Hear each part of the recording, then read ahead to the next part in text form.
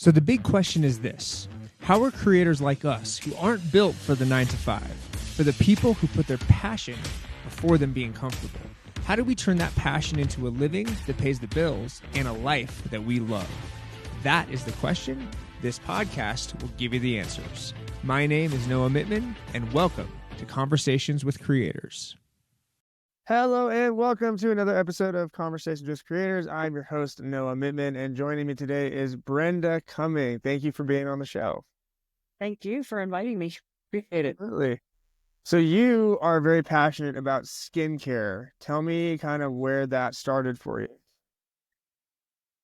Honestly, I'm a registered nurse, and I've been one for a long time.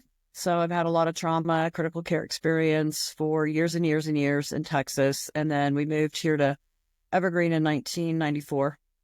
So the job market, I ended up working in the urgent care. There was one urgent care up here back then, just because of my critical care experience. So I did that so I didn't have to drive down the hill. And I did that for quite a while. And then after 9/11 and poor reimbursements, and St. Anthony's would buy these clinics and then walk away from them. And leave these docs kind of hanging. I decided I got an ad in my Nursing Spectrum magazine. And so this was like 2002. And it said, learn how to do chemical peels, spider vein therapy, and Botox. And at the time I thought, who's going to do Botox ever? Right. Well, like 6 months later, after the last clinic up here closed, I was like, I'm going to max out my credit card and fly to California and get trained on all these services, never thinking that Botox was going to take off like it did, and came back. When did Botox take off? Well, it got approved cosmetically for cosmetic reasons for fine lines and wrinkles in 2002, and just for one area, just for here. Yeah. No, it's been around medically for a while. Yeah. But the FDA approved it for that. So, Dr. Hutcherson was, my partner, and we kind of went around. Nobody up here in Evergreen would get Botox. So I had to travel all over Colorado. So had Botox, will travel. And I just started a little small practice. I had an opportunity to become a rep for a skincare line. So I brought in a professional skincare line into my little practice. And I was on Meadow Drive at the time, and just fell in love with doing chemical peels and putting people on a professional home care regime, seeing results right away. Yeah. I went to the owner of the skincare line, which really was a no-name brand at the time. Now it's a huge brand, and kept asking her, let me sell this product for you. And she's like, well, you don't have experience, blah, blah, blah. So finally she gave me a shot, and I was her number one rep for 12 years, built an over $2 million territory here in the state of Colorado. But things were transitioning, and I had an opportunity to actually work with some other ladies and develop our own skincare line.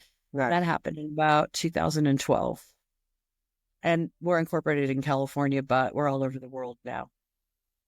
So you guys are literally global from a company that you started with just, global. Cool thing. Wow. Congrats. That's 4 of us. So we get a lot done, but so it's a hell of a lot of growth.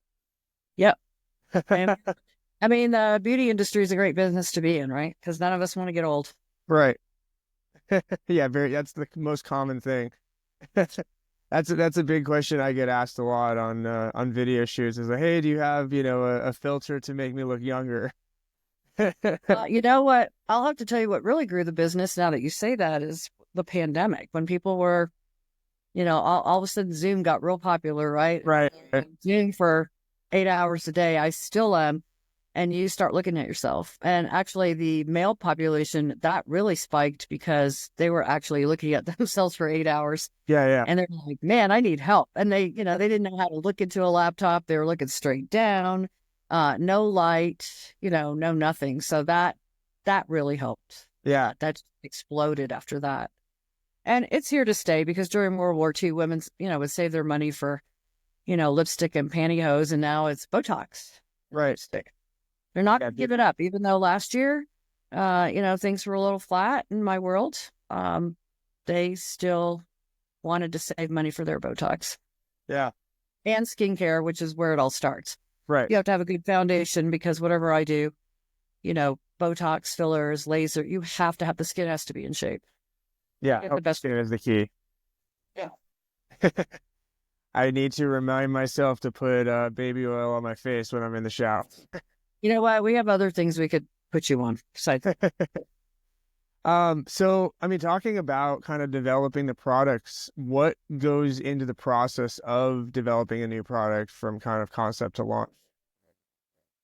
Well, coming up with the concept. So the way we started is one of my partners, Metaxia, so I'm first generation Irish, they're first generation Greek. So we had, when I met them in 2002, I knew that there was something special with them, but I didn't know it was going to morph into this. But she, has created chemical peels.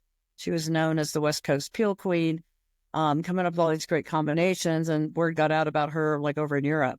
And a businessman in Amsterdam wanted to do business with us or her. And so she started making peels for them, but then they wanted some products to support it on the retail end.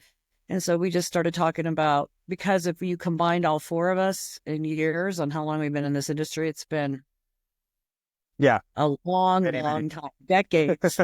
So we took our knowledge and just had a roundtable and just started talking about what would we do different if it was our skincare line? What do we want to see? Keeping up with the trends, but still using the same good ingredients like retin A or retinol and vitamin C's and alpha hydroxys, but making them a little bit more sophisticated. And the one thing about Lyra, which is the skincare line, is that it's not a lot of SKUs. So it's not a big line. It's not overwhelming, and it's multifunctional. So one product does more than one thing. So I think that's appealing. And we sell business to business. So we sell into 2 licensed professionals that own med spas, that own their own salons, doctor's offices. So it's bigger contracts rather than to consumer. And then they turn around, because we also have a chemical peel line, they turn around and sell it to the consumer. Yeah. Nice. Yeah. Yeah. So researching and developing and Mm-hmm. But we also have chemists who, come calling at our door, courting us and, telling us what's new and what's hot. But we spend a lot of time in research and development. It may take us a year at least to come up with a product. And we're not trying to just come up with products and throw them out into the market. If we've had a product that's been around for a couple of years, we might give it a facelift, just update it a little bit. So we just don't, it's not overwhelming to have all these products. It's overwhelming for a business owner, and it's overwhelming for a consumer. Yeah, that makes sense. Yeah. What are kind of some of the most groundbreaking techniques or ingredients that you're the most proud of bringing to the market? We have a retinol, which is NAL, ends in that, and that is a little bit encapsulated, so it's not so abrasive or aggressive. So we make it more progressive. One of our how we stand out is because my partners are Greek. We have a raw ingredient that we get over in Chios, and it's mastika, and it comes from a tree. And so they harvest it once a year by slicing the trunk of the branch of the tree 3 times, and then they let it drip, kind of like a maple tree. Right. So they put limestone on the bottom, and they let it drip, and it hardens into a resin, and the whole village collects it by hand. Wow. And that's their money. Like, even hundreds of years ago, Turkey fought Greece over this product because that was their bartering system. Yeah. So mastica resin by itself was a gum, and you could chew it, and it would work on dentition, and it would work on like gastritis or, stomach issues. We ground it down and we put it in a lot of our products. So that is probably how we stand apart from everybody else, because we have trademarked it. We have the research, we have the white papers, we have all that in a few of those products that makes us different. And so that's what you're talking about. Things, products doing multiple things to be full spectrum. Yep. Yeah, I love that. And also, honestly, anytime you can use natural ingredients, especially in the beauty space is like. Well, we combine technology with nature. Right. We take a lot of what nature offers us, and then we, make it a little bit better, a little bit more sophisticated. I mean, you can go outside and, grow carrots and cucumbers and mix it up in a blender and put it on your face, but right. Not going to do it. I mean, it's a good start, but it's not going to work. Like, as we're aging, we need products that are going to penetrate into the skin and cause a change. Yeah. So what kind of technology have you guys integrated to kind of make the products the best they can be? You mean as far as formulations go? Yeah. I mean, we use exosome technology. It's encapsulated. Exosomes, we use plant-based exosomes. We're not going to use human growth factors. We don't believe in that. And that, I guess I've been around long enough to see that be popular a long time ago, go away, and now it's popular again. Yeah. But they've gotten more sophisticated over the years, and how you can put, like, say, we use a rose exosome, and all of it at the end of the day is going to combat inflammation. Nice. Yeah, that's it. And that's, I mean, that's a huge thing, is that Systems. inflammation is like the main thing, right?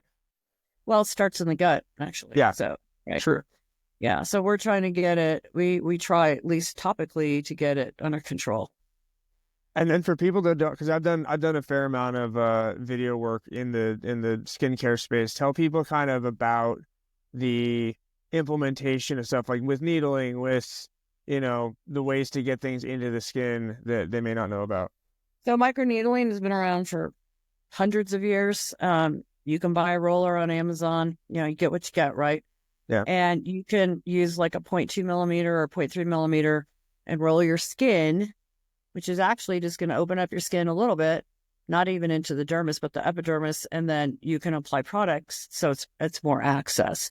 If you go into a medical practice, they can go deeper into the skin. And again, you're creating a wound, you're stimulating collagen, and then you apply appropriate products to get that into the skin deeper. But there's also microneedling with energy, with radio frequency. And then not only are you going to get depth, but you're also going to get skin tightening that goes along with it. So that's radio frequency with microneedling. I mean, you can dermaplane, you can peel, you can remove layers of the skin, allowing a turnover in the skin, stimulating collagen, tightening up those fibrogen and elastin fibers, and then getting product into the skin. Yeah. So there are different ways. So it goes so much further than Botox. Yeah. So Botox works on, fine lines and wrinkles. Yeah. But it starts with the skin. So if you think of that as your foundation, and getting, like, we just had 4 new patients that came in yesterday, and my esthetician was talking to them about, getting the skin in shape, and especially up here. Yeah. We're at a higher altitude. We're more exposed to sun. A lot of people didn't protect themselves or wear sunscreen, or they're outdoors all day long, not covered up right. It's going to show a lot fat. And with the dry climate too. And it's very dry. So we try to help them with that. Nice. And just getting a reaction, or at least getting correction, with lasers, with chemical peels, with home care. And then what I do, Botox and filler, that's like, the frosting and the cherry on top. That just makes them look better. Yeah, absolutely. I would be doing a patient a disservice if they came in and they really had some static lines, stiff lines that don't move, glycated skin, and just putting a little Botox in them. It's not going to do much. Yeah, it's kind of a Band-Aid for a larger issue. Right. Absolutely. What do you see as kind of being the next trend or innovation coming in skincare? Into skincare or just into the medical aesthetic arena? Whatever. Yeah, whichever one. Let's go blanket. Let's go blanket, because I feel like that's there's probably more there. Well, you've got exact science and then not quite exact science, right? So this stem cell thing that's going on right now is not exact. Whether you're using human growth factors or you're using plants, not exact, but we like it. A new one now is salmon. I don't know if you've been see this. Okay. Talk to me about it. Or you have or you have not. I've not heard of it, no. Oh yeah, so salmon, I don't even know how to say this on the podcast. It's from the salmon, the male salmon. Are you following me? Yes. Okay. And so they take that and they suspend it in salmon sperm, and they suspend it in a hyaluronic. So they're saying that it mimics human skin better, the closest to human skin. And it is taken on, it's just really front and center right now. So what everybody... Salmon sperm is the new thing. All right. When you've been around a long time and you think you've heard it all, you haven't heard it. How do they... So you can massage it. I didn't even find that. I usually try to leave that part out until I've got a patient that's pretty well established with me and trust me. Oh my God. I mean, why not? So it really calms down inflammation, especially after like a CO2 laser or something that's more aggressive. It really takes that inflammation down, and we like it. But do we know enough about it yet? No. Is it hot in the market right now? Absolutely. Interesting. Yeah. So that's exosomes. How transparent is the supply chain on that? They're transparent. How do they get it? I mean, they have to be. They have to be. Yeah. Microneedling with radiofrequency is not going away. Skin tightening, body firming is you're still laughing. I can't. Body firming is still a good thing. Botox isn't going away. Fillers are not going away. Yeah. So skincare is getting actually more and more popular. People are beginning to understand how important it is to be on a good home care regime. Well, and I'm also seeing, like, especially with the client that I have, that it's more and more men even are coming in for stuff to kind of, because because the technology when you sit on Zoom all day long, or you're in your 50s and you're suddenly single, right? Or you're going to get outplaced in your job market. I mean, I deal with that all day long with male clients. I mean, they want to be competitive. Yeah. And, everybody is just terrified of looking overdone. And that's one thing that I've owned this med spa for 25 years. It'll be 25 years this year. Congrats. That's huge. Thank you. We look, I make everybody look better. Yeah. Not like, did you get filler in your lips or your cheeks? No, you just look really good. You get your hair done. Yeah. Yeah, absolutely. I love that. So I'll give you kind of a couple rapid fire here to wrap up. What is one of your favorite quotes and why? Oh gosh, you should have prepared. My favorite quotes, I don't know. I don't really have one off the top of my head, but I like, keep your head down and keep going. Head down and keep going. I love it. And no, no means not yet. There you go. 100%. Yeah, it's only a no if you give up on it. Right. Yeah, 100%. I love that. If you like, you'll really enjoy this one. What's the title of your memoir? I'm not done yet. I'm not done yet. How's that? Love it. Outside of your career, what's a hobby that kind of makes you relax and takes you away from it? Oh, I love reading. I love hiking. I used to do triathlons, but I'm too beat up for that now. I like being out. I like socializing. Getting out in nature, nothing. Work a lot. Yeah. Running 2 companies. I was gonna say, with the numbers you're doing, you kind of have to. Yeah, but that's fun. And traveling international has been a blast. I and bet. just meeting people all over the world, and networking with them, and bringing our skincare line to them. And I mean, we've been really blessed. Yeah. I have great partners. Like, we just all do our thing, and we work together really well, and we're making it work. Yeah, I never would have guessed, being a trauma ER nurse, that I'd be doing this. Right. That is a big swing. Big swing. Yep. Well, with that just throws you curves, right? Oh, always. Always. Surviving the curve. Yeah. I'll kind of roll out the red carpet for you. Tell people where they can find you and how to get in touch. So we're in the Bergen Village Shopping Center, and we're right on the end next to Hair, and then there's the Bow Tie Restaurant across from. That's right.